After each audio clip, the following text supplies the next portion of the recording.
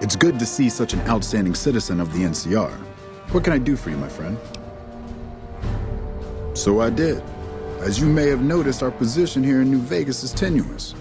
We've made great strides, sure, but the NCR is not welcome here, merely tolerated. And even then, not by everyone. We've had reports of violence against NCR citizens in a neighborhood just to the northeast called Freeside. Ever been there? Violence is something of a way of life there, but there's been a disturbing rise in the number of attacks on our people lately. More worrying is the fact that our sources suggest the violence is being perpetrated by the gang that runs the place, the Kings. I need someone to look into this that won't attract attention. Would you be interested? Good. Our men have come up with 2 different plans for seeing an end to the violence. First, our sources have tracked most of the attacks back to a king named Pacer. The consensus is that the violence will stop if he's removed. The problem is we can't simply kill him. In the current climate, the NCR would likely be blamed for his death. There is an alternative option, but my sources feel that getting rid of this Pacer fellow is our best shot.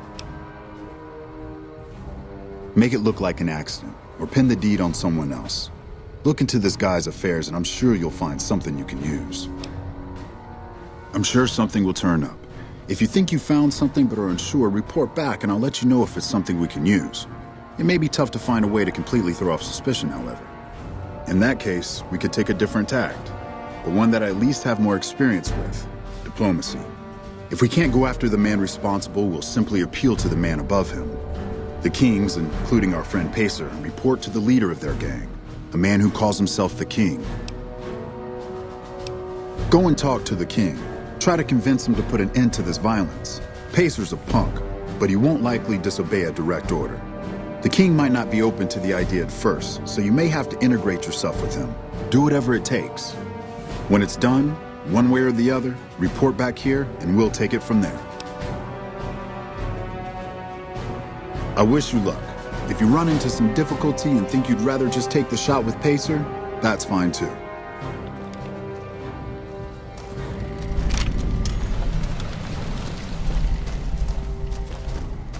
A ranger, here in the strip.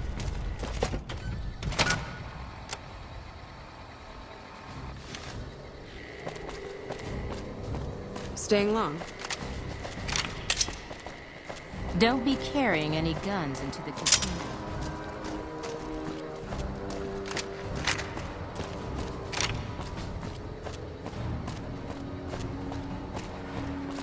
When I got this assignment, I was... Continuing patrol.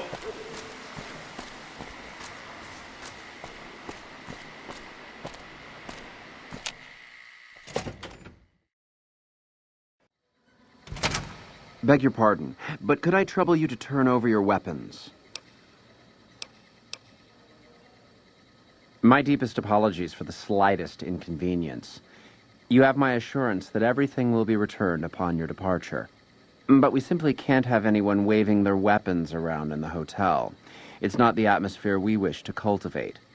Please, enjoy your stay. Adieu. You watch yourself around, Mr. Beg your pardon, stranger, but I'm looking for someone. You ain't seen a young man with dark brown hair and a white hat on lately, have you? Ain't nobody got one darn piece of news about my boy. Not one lousy speck of information. Ain't got one Brahmin unaccounted for across a dozen ranches. But I'm here for an hour and my own son just up and disappears on me. My boy, Ted, he was right here. I didn't leave him but a minute. I told him to stay put while I talked some things over with the White Glove folks. He was never one to stay tied down to a spot, though. Gets that from his mother. Got most of my staff out looking for him now. I'd be out myself, but I keep hoping he'll show up back here. Of course, if he does that, I'll whoop him till his skinny hide turns to leather for putting me through this. But that don't mean I wouldn't be grateful. I'd be more than happy to have you. Heck, I'll hire anybody with a pair of legs and at least one good eye at this point. There'd be a lot of money in it for you if you can get him back to me safe. And if he ain't, you can bet I'll pay for the names of the sons of bitches responsible. I'll be here. Mr. Gunderson. Bitters Springs. A name like that could have only brought bad luck. I've heard you have to make reservations. Did you see Heck Gunderson, the Brahmin Baron, at the bar? Maybe a waste. Humbly at your service. A pleasure doing business. They must have spent a fortune renovating this place. How may I be of service, sir? No, not from the likes of you, I'm afraid. I don't think you'd have the stomach for it. Better look elsewhere. My, such a popular question. I suppose it is only natural to see us and wonder what it is that makes us special. The White Glove Society has only just made itself known to the public, of course, but our pedigree was established over generations. Were we always so refined? I'd be lying if I said yes. But I've always felt we were destined for a place atop modern society. And now, here we are. Not everyone can wear the finest clothes and eat the finest foods, obviously. That's just the reality we live in. But surely we can agree that the most tasteful, sophisticated people are the most deserving. And that's what the White Glove Society is all about. Indeed.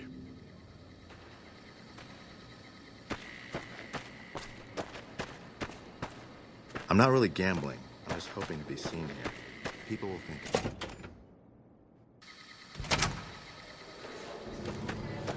Welcome to the Ultralux. I do hope it exceeds your every expectation. I do, but one can hardly call it work. I think of myself as a caretaker rather than a common laborer. I suppose it is a labor of love if it can be called labor at all. We at the White Glove Society are all responsible for maintaining the beauty and class of the Ultralux. And as its founder, I suppose it falls to me to decide how we go about it. This again? I thought this was all settled. I answered every one of that investigator's questions to his satisfaction and gave all the help I could. I know our reputation hasn't always been spotless, but that's all in the past now. How some people can't get over it is beyond me. For the last time, the White Glove Society has never and will never consume human flesh for any reason. It's written in the charter. Now, didn't I already tell you that we don't do that sort of thing? We do not engage in cannibalism here under any circumstances. Though we haven't always been the White Glove Society. There was another time, a dark time, when we went by a different name. But that's all changed now. We've evolved past such base impulses since settling into our new home. I've seen to it that those days are behind us.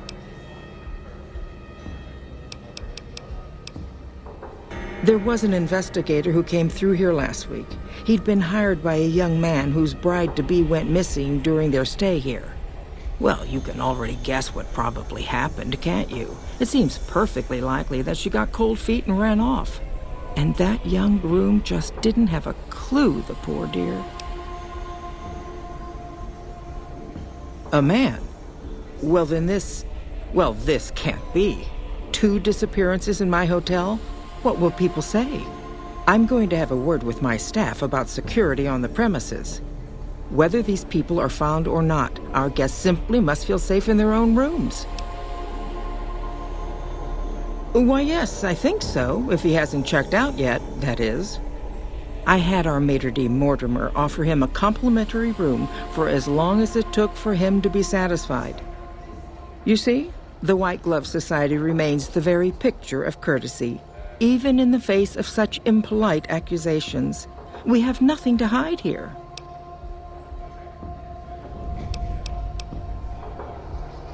Ta-ta.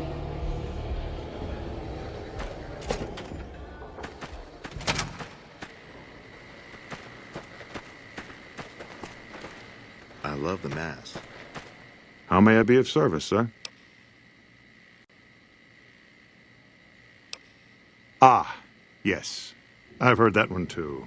Jealous people say such nasty things. I feel sorry for them. Good.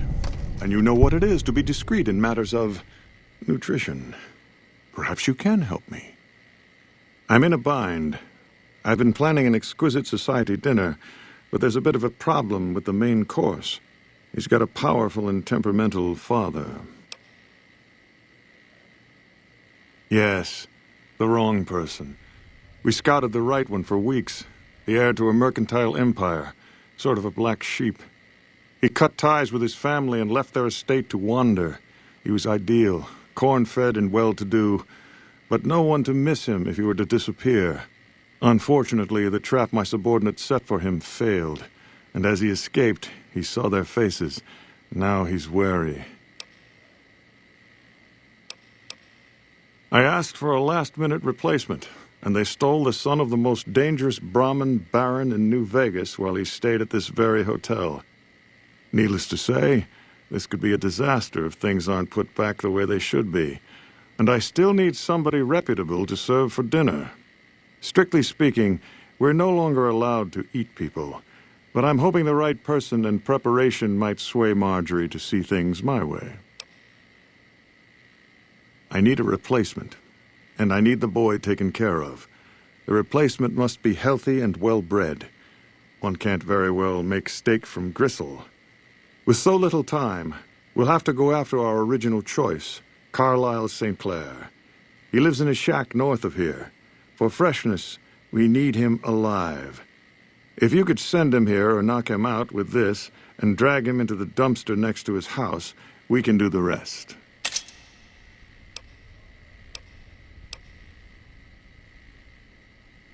Not this one. Empty. I don't believe it's seen use since before the war. And what would the point be, really? Who would pick up his trash if he used it? But for our purposes, it should keep his body safe and hidden until my cohorts can recover it. Ted Gunderson is his name. It would be simplest if we could convince him this was all an unfortunate misunderstanding. But if he won't listen, we can't very well let him go. He'll have to be slaughtered and served. Then we wouldn't need the replacement. But you would need to deal with his father, Heck. Perhaps if you could smear some of Ted's blood around his father's hotel room, you could frame him.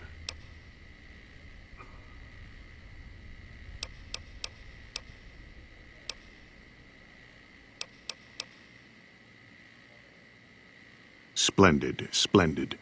The boy is being held in the kitchen beneath the gourmand. Here are some keys that will allow you access to him. The elder Gunderson is staying in our penthouse. I understand he's hired security, so be careful if you go up there. And our Mr. St. Clair resides to the north. He rarely strays far from his house, and he's surrounded it with booby traps. Private investigator. Ah, yes, I remember the gentleman. This was about the missing bride. Such an awful thing. I do hope he finds her whereabouts. If I might pry, have you found something that will help his investigation?